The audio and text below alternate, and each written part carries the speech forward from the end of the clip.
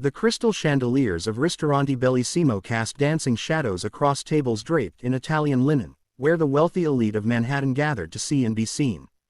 But in the corner booth, 23-year-old Maya Rodriguez wiped down a table with trembling hands, her third double shift this week, fighting back tears that threatened to ruin the composure she desperately needed to maintain. Her younger brother's medical bills were piling up, her mother's rent was overdue, and the weight of being her family's only hope pressed down on her shoulders like an iron chain. She didn't know that in exactly 7 minutes, her entire life would change, not because of luck or charity, but because of a language her grandmother had taught her in a cramped Brooklyn apartment, and a moral courage she didn't even know she possessed. The moment Alessandro Ferretti strode through the restaurant's mahogany doors, the energy in the room shifted like a sudden drop in barometric pressure before a storm. His $5,000 suit whispered wealth with every movement, his Italian leather shoes clicked against marble floors with the rhythm of entitlement, and his presence commanded the kind of attention that money, not character, had purchased for him. At 47, Alessandro had built a real estate empire that stretched across 3 continents, but somewhere along the way, he had forgotten that the view from the top should inspire humility, not contempt. Maya approached his table with the practiced smile she'd perfected over 4 years of serving people who rarely saw her as human. "Good evening, sir. Welcome to Ristorante Bellissimo. May I start you with something to drink?" Alessandro didn't look up from his phone. His fingers danced across the screen, each tap more important than the young woman standing before him. Maya waited, her feet aching in the sensible shoes she'd resold 3 times because new ones weren't in the budget. After a full minute of silence, she tried again. "Sir, whenever you're ready, I can." Water. Sparkling. Not tap. His accent carried the musical notes of northern Italy, but his tone held no music at all. He still hadn't looked at her. Maya nodded and turned to leave, but his voice stopped her cold. "And try not to take all evening about it. Though I suppose that's asking too much from American service staff." He said it in Italian, the words flowing easily. "E cerca di non mettersi tutta la sera. Anche se probabilmente troppo da chiedere al personale di servizio americano." What Alessandro didn't know, what his arrogance prevented him from even considering, was that Maya's grandmother, Nonna Giulia, had emigrated from Tuscany 60 years ago. She had spent every Sunday afternoon teaching Maya the language of her homeland, filling their small apartment with stories of olive groves and ancient villages, ensuring her granddaughter would never forget where they came from. Those afternoons had been Maya's refuge, an escape from bill collectors and endless worry. Maya returned with the sparkling water, setting it down with professional precision. Alessandro glanced up for the first time, his eyes scanning her with the detached assessment of someone evaluating livestock. Then he turned to his companion, a younger man in an equally expensive suit, and continued speaking in Italian, clearly believing he was speaking in code. "Look at this place," Alessandro said, gesturing dismissively. "They charge Michelin prices but hire staff who probably can't even pronounce half the menu items. This waitress looks like she rolled out of bed and stumbled into a uniform." Maya's hand tightened imperceptibly on her order pad. She had been awake since 4:30 that morning, after sitting up all night in the hospital with her brother during one of his episodes. The dark circles under her eyes were carefully covered with drugstore makeup, and yes, her uniform wasn't as crisp as it had been at the start of her shift 12 hours ago.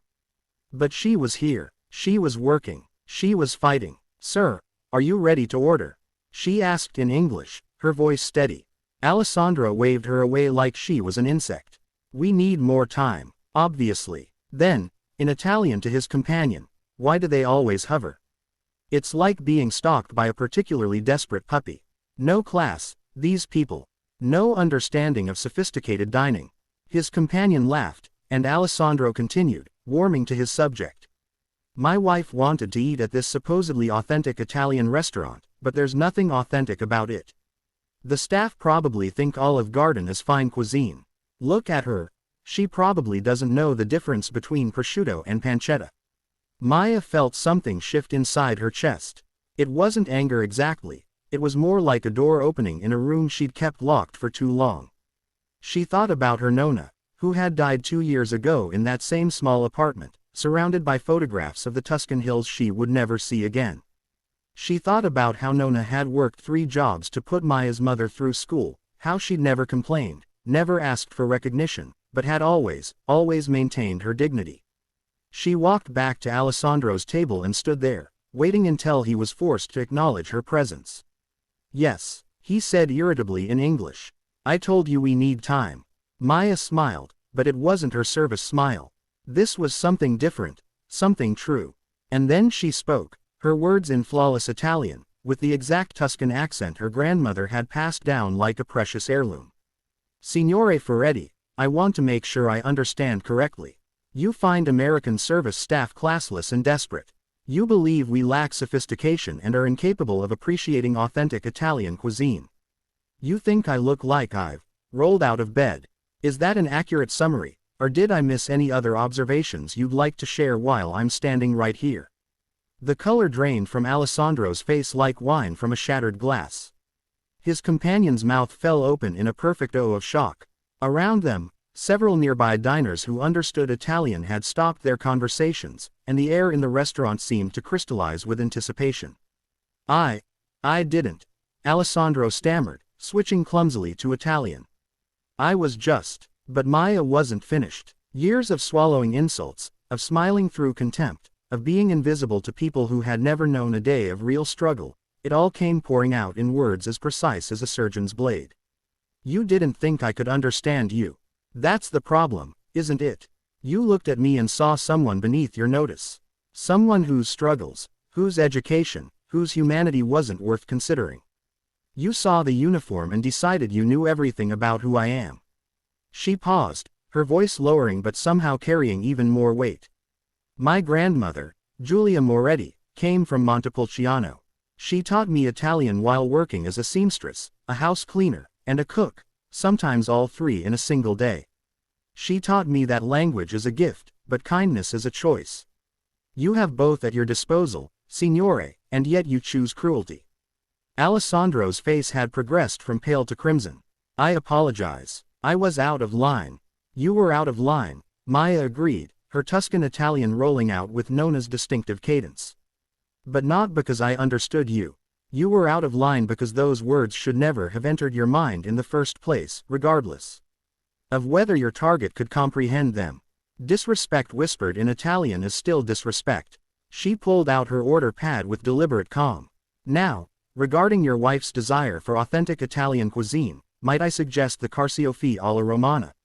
Our chef actually trained in Rome, and his grandmother's recipe for artichokes is exceptional. Or perhaps the osso buco. The gremolata is made fresh every morning with organic lemons from a family farm in Calabria. As for the wine, we have a Brunello di Montalcino that pairs beautifully with either dish. It's from a small vineyard outside my grandmother's village, actually. But perhaps you'd prefer I recommend something from Olive Garden." The silence that followed was so complete that Maya could hear the slight tremble in her own breathing. She had just committed career suicide, she realized. In 7 minutes, maybe less, she would be fired. The bills wouldn't get paid. Her brother's medication would run out. Her mother would lose the apartment. But standing there, channeling her grandmother's dignity, Maya discovered something surprising. She felt free. Alessandro stared at her for a long moment. Then, slowly, he closed his menu and set it on the table. "Signorina," he said quietly in Italian, "you are absolutely right. About all of it." He stood up, and for a moment Maya thought he was leaving. Instead, he extended his hand. "Alessandro Ferretti, and I have been a complete and utter fool." Maya hesitated, then shook his hand. "Maya Rodriguez." "Rodriguez," he repeated. "Spanish surname, Tuscan accent.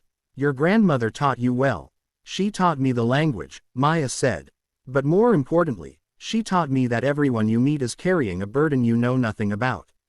She taught me to choose kindness, even when, especially when, it would be easier not to." Alessandro winced. "A lesson I apparently need to relearn." He gestured to his seat. "Please, if you have a moment, sit. I want to know more about Giulia Moretti from Montepulciano who raised a granddaughter with this much courage." "Sir, I can't. I'm working." "Marco," Alessandro called to the restaurant manager, who had been hovering nervously nearby. "Give this young woman a 10-minute break. I'll take full responsibility." Maya sat, her mind reeling. For the next several minutes, Alessandro listened as she spoke about Nona, about her brother's illness, about the double shifts and the fear and the determination to honor her grandmother's legacy through hard work and education.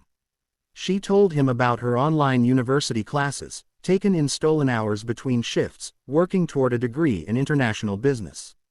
Alessandro didn't interrupt, he didn't offer solutions or make promises. He simply listened with the kind of attention that, Maya realized, might have been the first truly respectful thing he'd done for someone outside his social sphere in years. When she finished, he was quiet for a moment. Then he said, "My father was a mason. Did you know that? In Verona, he had hands like tree bark from working with stone his entire life. He died when I was 25, just as my first development deal was closing. I never got to show him that his son had made it." Alessandro's voice cracked slightly. "Somewhere along the way, I forgot that having money doesn't mean I earned the right to look down on people who work just as hard as he did. Harder, maybe." He pulled out a business card and wrote on the back of it, "This is my personal number. I have a position opening in my company's international acquisitions department. We need someone who speaks multiple languages and understands both American and European business cultures. The work is challenging, the hours are real, and I won't pretend it's charity. You'd have to prove yourself every single day." Maya stared at the card, her hands shaking. "Sir, I don't understand. I'm not offering you a job because I feel guilty," Alessandro interrupted. "Though I do, immensely. I'm offering because someone who can stand up to a billionaire's insults with that much grace and intelligence while working a double shift is exactly the kind of person I need on my team. Someone who won't be intimidated by difficult clients or challenging negotiations. Someone with real courage." He stood, placing several $100 bills on the table. "For the meal we're not staying to eat, and for your time. But Maya, the job offer stands regardless of whether you feel I've earned your respect tonight. Think about it. Call me when you're ready." 3 months later, Maya sat in a glass-walled conference room on the 32nd floor of Ferretti International, leading a presentation to investors in 3 languages. Her brother's treatment was fully covered by her new health insurance. Her mother had moved into a safer apartment. And on her desk sat a framed photograph of Nonna Giulia, whose greatest legacy had turned out to be not just the gift of language, but the courage to use it for truth.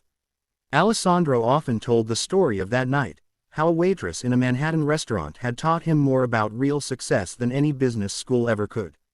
He told it to his children, to new employees, to anyone who would listen. But he never told it as a story about his generosity.